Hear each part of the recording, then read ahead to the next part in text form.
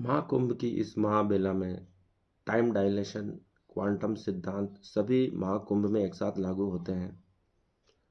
देवताओं और राक्षसों ने जो समुद्र मंथन किया था वासुकी नाग और मेरु पर्वत के द्वारा, और अमृत लेकर वो जब भागे थे तो 12 साल पृथ्वी के 1 वर्ष के बराबर ऐसा माना जाता है।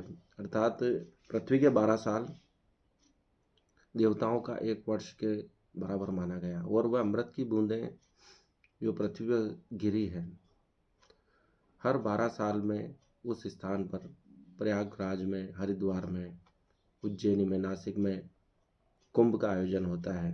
प्रयागराज और हरिद्वार में महाकुंभ का आयोजन होता है। 144 साल में प्रयागराज में यह महाकुंभ आयोजित हो रहा है। तो यह हमारे काल की गणना को और देवताओं की काल की गणना को अच्छी तरह अभिव्यक्त करता है। अर्थात वैदिक साइंस जो है, वैदिक गणित है, वैदिक जो साहित्य है, वह अलग अलग ग्रहों के, अलग अलग लोगों के काल को भी गणना करने में सक्षम था, यह बताता था। और क्वांटम सिद्धांत ये बताता है कि देवताओं और मनुष्यों में कैसे जुड़ाव है, चाहे वो सूक्ष्म स्तर पर हो, चाहे हम स्थूल रूप में हो, लेकिन हम सब एक दूसरे से जुड़े हुए हैं। वहाँ की गतिविधि में परिवर्तन से हमारे यहाँ पे भी परिवर्तन होता है। वहाँ की शुभ घटनाओं से हमारे यहाँ भी शुभ घटनाओं का जन्म होता है। अर्थात अमृत का लाभ जो देवताओं को मिला था, उस लाभ को हम भी प्राप्त कर सकते हैं। इसीलिए यह महाआयोजन किया जा रहा है। और आज हमारा जो विषय है महाकुंभ, टाइम डायलेशन व क्वांटम सिद्धांत, इसके बारे में हम चर्चा करेंगे। आज सभी का इस विषय में स्वागत है। मुझे इतना आशीर्वाद देने के लिए हार्दिक आभार, धन्यवाद। मित्रों नमस्कार, प्रणाम। महाकुंभ की इस बेला में संत ऐसे रहते हैं, पियो तो ऐसे पियो जैसे कि ना पी रहे हो, छुओ तो ऐसे छुओ कि ना छू रहे हो, देखो तो ऐसे देखो कि ना देख रहे हो। अर्थात पानी पर लहरें जिस प्रकार से आकर चली जाती है और पानी पर कोई प्रभाव नहीं छोड़ती है, नदी पर कोई प्रभाव नहीं छोड़ती है, वैसे ही संत हमारे ऊपर, हमारे साथ होकर भी हमको कोई कष्ट नहीं पहुंचाते हैं, हमको कोई नुकसान नहीं पहुंचाते। उनकी उपस्थिति होकर भी अनुपस्थित होते ऐसा प्रतीत होते हैं।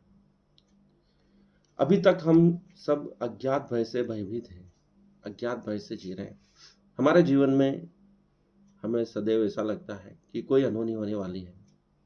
हम भयभीत रहते हैं अज्ञात भय से, क्योंकि हम परमात्मा से नहीं जुड़े हुए हैं।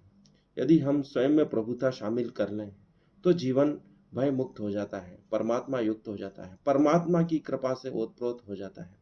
हर पल परमात्मा की उपस्थिति का अनुभव करें, प्रभु का ध्यान करें।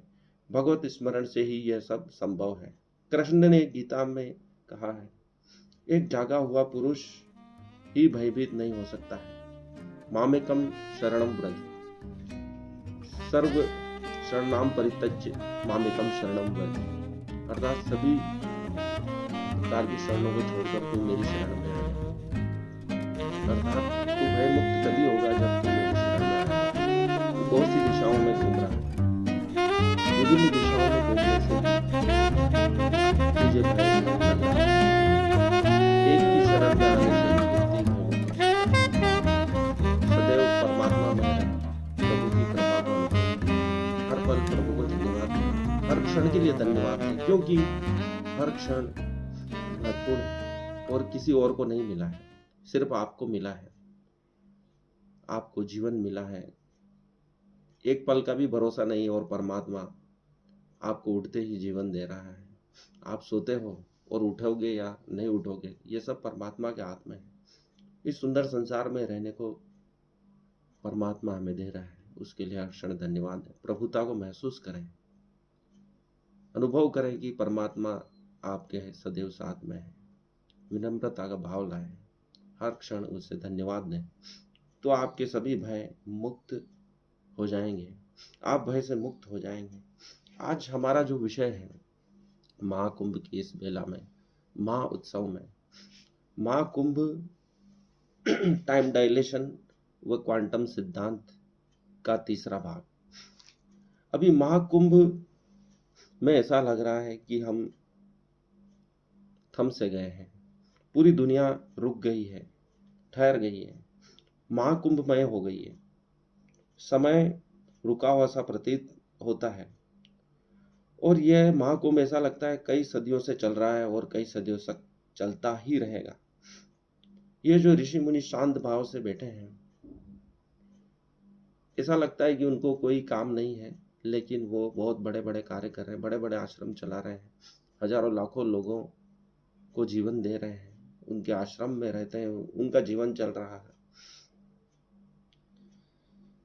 ऐसा लगता है कि संसार की सारी भगदौड़ रुक गई है। ऐसे कई बाबा हैं जो आईआईटी किए हुए हैं या बड़ी बड़ी पढ़ाई किए हुए हैं, जो जीवन की भाग दौड़ से, जो विदेशों में नौकरी करके आए हैं या बम्बई, मुंबई, दिल्ली आदि बड़े बड़े शहरों में जो भाग दौड़ में रह के आए, वो एक शांत भाव में बैठे हैं। तो ऐसा लगता है कि समय रुक सा गया है, जबकि एक सामान्य व्यक्ति हमेशा हड़बड़ाहट में रहता है, जल्दबाजी में रहता है, लेकिन ये संत शांत भाव से कैसे बैठे हैं? ऐसा लगता है उनके सभी कार्य पूर्ण हो गए हैं। ऐसा कैसे वह कर सकते हैं? तो उसका कारण यह है कि वह समय को धीमा कर लेते हैं। समय तो उसी गति से चलता है, लेकिन वह उसको अनुभव नहीं करते हैं। भगवत गीता का ज्ञान कृष्ण ने अर्जुन को एक महायुद्ध में समर क्षेत्र में दिया। तो 18 अध्याय की यह गीता बहुत बड़ी है।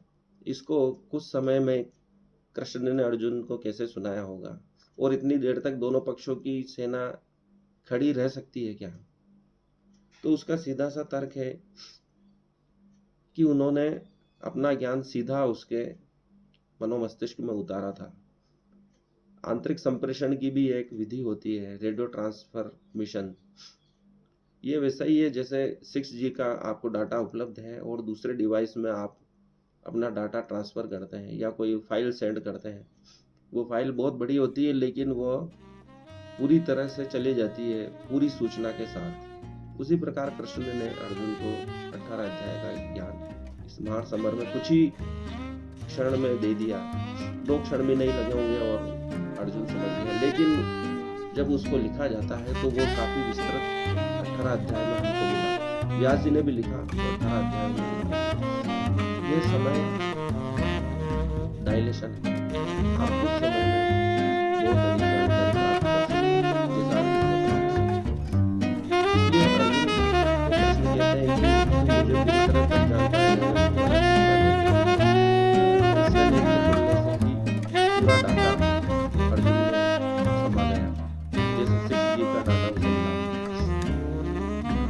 इसलिए कृष्ण अर्जुन से बार बार कहते हैं कि तू जागा हुआ पुरुष बन। जागेगा तभी सभी सूचनाओं को, जानकारी को एकत्र कर पाएगा, उस महाज्ञान को एकत्र कर पाएगा जो परमात्मा ने सूरज को दिया और सूरज से अंततः पीढ़ीगत मानव जाति को मिला। और आज तू भूल गया है तो वापस मैं तुम्हें प्रदान कर रहा हूँ। जब हम देखते हैं टाइम डायलेशन की बात करते हैं, तो एक राजा हुआ करता था जो अपनी पुत्री के विवाह के लिए पूरी पृथ्वी पर किसी को योग्य न जानकर ब्रह्मलोक में ब्रह्मा जी से पूछने गया कि इसका विवाह किससे किया जाए, कोई राजा योग्य नहीं दिख रहा है। लेकिन ब्रह्मा जी कुछ काम में व्यस्त थे। थोड़ी देर वह रुका और उसी क्षण ब्रह्मा जी का ध्यान गया कि आप किस लिए आए हो। वह राजा अपनी पुत्री को साथ लेकर आया था और ब्रह्मा जी ने कहा कि तुम थोड़ी देर रुके हो तो पृथ्वी पर हजारों वर्ष बीत चुके हैं और वे राजा जिनकी तुम बात कर रहे हो तो कब के काल के गाल में समा चुके हैं। अब तुम पृथ्वी पे जाओगे तो भगवान बलराम ही इस पुत्री के विवाह के योग्य तुम्हें मिलेंगे। जब बलराम जी के पास वह राजा अपनी पुत्री को लेकर गया, क्योंकि वह काफी वर्षों पुरानी बात है, हजारों साल पहले लोगों की लंबाई भी ज्यादा होती थी, तो राजा और उस पुत्री की लंबाई बलराम जी से बहुत अधिक थी। बलराम जी ने अपने हल के द्वारा उसकी लंबाई को थोड़ा छोटा किया और अपने योग्य बनाया।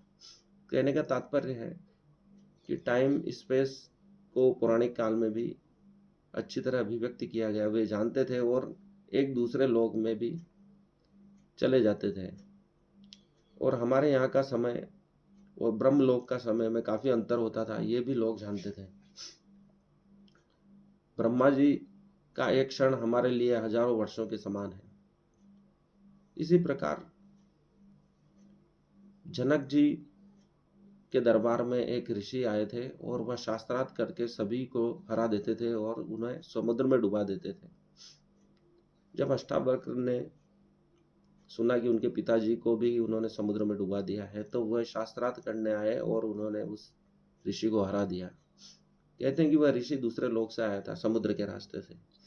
जब उनसे पूछा गया कि तुमने ऐसा क्यों किया, तो वो कहते हैं कि दूसरे लोक में एक महायज्ञ चल रहा है जिसमें ऋषियों की आवश्यकता है जो ये यज्ञ करा सकते हैं।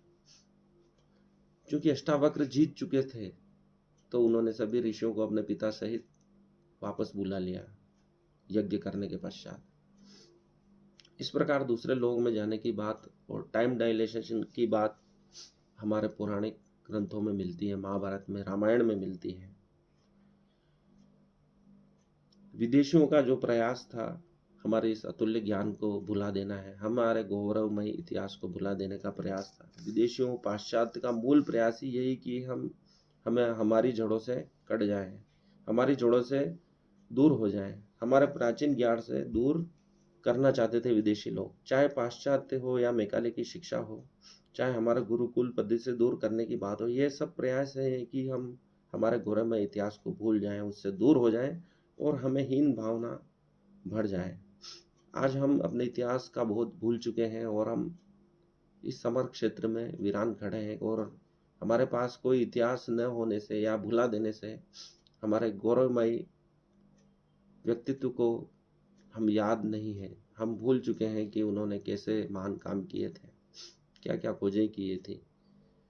वेद उपनिषद के द्वारा ही आज के वैज्ञानिक नई नई खोजें कर रहे हैं और जैसा कि बताया गया है,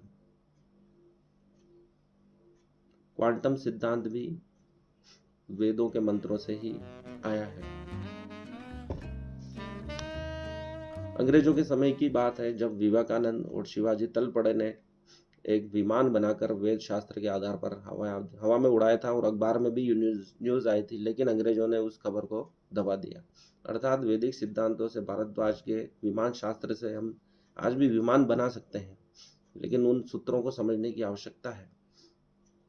क्योंकि ये ज्ञान पाश्चात्य शिक्षा के द्वारा भुला दिया गया है, गुरुकुल शिक्षा पद्धति को हम भूल चुके हैं, तो वो पीढ़ी दर पीढ़ी ज्ञान से हम दूर हो चुके हैं। उन संस्कृत साहित्यों से, प्राचीन ब्राह्मी लिपि से, सबसे दूर होते जा रहे हैं और वह अद्भुत ज्ञान जो हमारे उपनिषदों में, शास्त्रों में, भोजपत्रों में लिखा है, उसको वापस समझने की, डिकोड करने की आवश्यकता है ताकि हम उसको समझ सकें और पुनः भारत को विश्व गुरु बना सकें। क्वांटम सिद्धांत की बात करते हैं तो हमारे ऋषि मुनि कहते थे यद पिंडे तद ब्रह्मांड है। हर पिंड में पूरा ब्रह्मांड समाया हुआ है। जो इलेक्ट्रॉन, प्रोटॉन, न्यूट्रॉन के चारों ओर घूम रहे हैं, वही स्थिति ग्रहों की देखी जाती है कि वह अपने सौर मंडल में सूर्य के चारों ओर घूम रहे हैं। जो सूक्ष्म रूप में है वही विराट रूप में है। हर कण दूसरे कण से जुड़ा हुआ है। यदि हम किसी दूसरे ग्रह के पेड़ को, उसके पत्ते को नुकसान पहुंचाते हैं तो हमारे पृथ्वी पर भी स्थित पेड़ को पीड़ा होगी। अर्थात एक जीव से दूसरा जीव जुड़ा हुआ है, एक कण से दूसरा कण जुड़ा हुआ है। सूक्ष्म स्तर पर हम सभी इलेक्ट्रॉन, प्रोटॉन, न्यूट्रॉन हैं।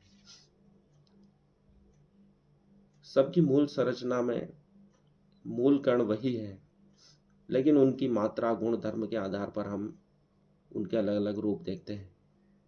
यही चीज हमारे ऋषि मुनियों ने समझाई है, इसलिए उन्होंने वसुधैव कुटुंबकम का नारा दिया। पूरी पृथ्वी हमारा कुटुंब है, अर्थात सभी हम एक ही हैं। क्वांटम इंटेलिगेंट में एक कण और उससे संबंधित दूसरा कण यदि लाखों करोड़ों किलोमीटर दूरी पर भी हो, यदि उसे एक कण को यहाँ घुमाया जाए तो करोड़ों किलोमीटर दूर उसका प्रति कण भी विपरीत दिशा में घूम जाएगा। अर्थात सभी कण एक दूसरे से जुड़े हुए हैं किसी न किसी रूप में, लेकिन वह किस प्रकार जुड़े हुए हैं ये वेद शास्त्रों को पढ़कर ही हम समझ पाएंगे। वह एक ही परमात्मा सभी जीवों में, सभी कणों में एक समान रूप से प्रकाशित हो रहा है, अलग अलग रूप में प्रकाशित हो रहा है। इसलिए इस महाकुंभ में पूरी मानव जाति के सभी महत्वपूर्ण लोग आज प्रयागराज में उपस्थित हैं। कोई किसी का विरोध नहीं है, क्योंकि ये बात हमारे ऋषि मुनि जानते थे कि पूरी मानव जाति एक है, सभी कण जीव समान है, बस उनमें तन मात्रा का फर्क है, रश्मियों का फर्क है, किरणों का फर्क है, लेकिन वो है मूल सत्ता के द्वारा ही प्रकट हुए हैं। इसलिए इस महोत्सव का आनंद लें। और आज के लिए इतना ही। धन्यवाद मुझे सुनने के लिए, हार्दिक आभार। इस वीडियो को लाइक करें, शेयर करें, अधिक से अधिक इसको लोगों में पहुंचाएं। धन्यवाद। शिव शंभु शंभु है, महाकुंभ है, राम त्रिवेणी शंभु शंभु है, महाकुंभ है।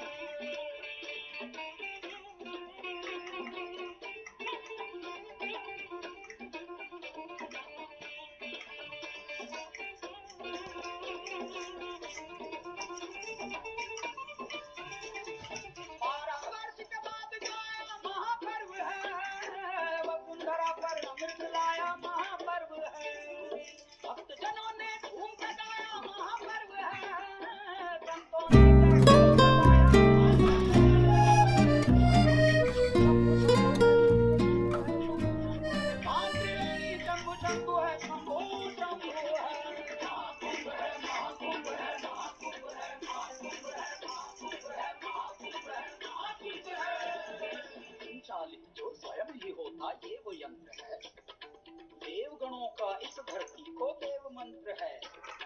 चिट्ठी है नाकार है, मेला ये अपार है, पुण्य का परिणाम है, मोक्ष का ये द्वार है। शंभु शंभु है, शंभु शंभु है, शंभु शंभु है, शंभु शंभु है, शंभु शंभु है, शंभु शंभु है, शंभु शंभु है। महाकुंभ है, महाकुंभ है, महाकुंभ है, महाकुंभ है, महाकुंभ है, महाकुंभ है। संत 18 साधु जोगी और तपस्वी एक साथ सब लगा रहे संकट में डुबकी।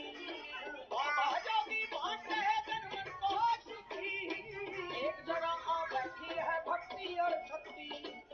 कण कण शिव शिव शंभु शंभु है, शंभु शंभु है, शंभु शंभु है, राम त्रिवेणी शंभु शंभु है, शंभु शंभु है। महाकुंभ है, महाकुंभ है।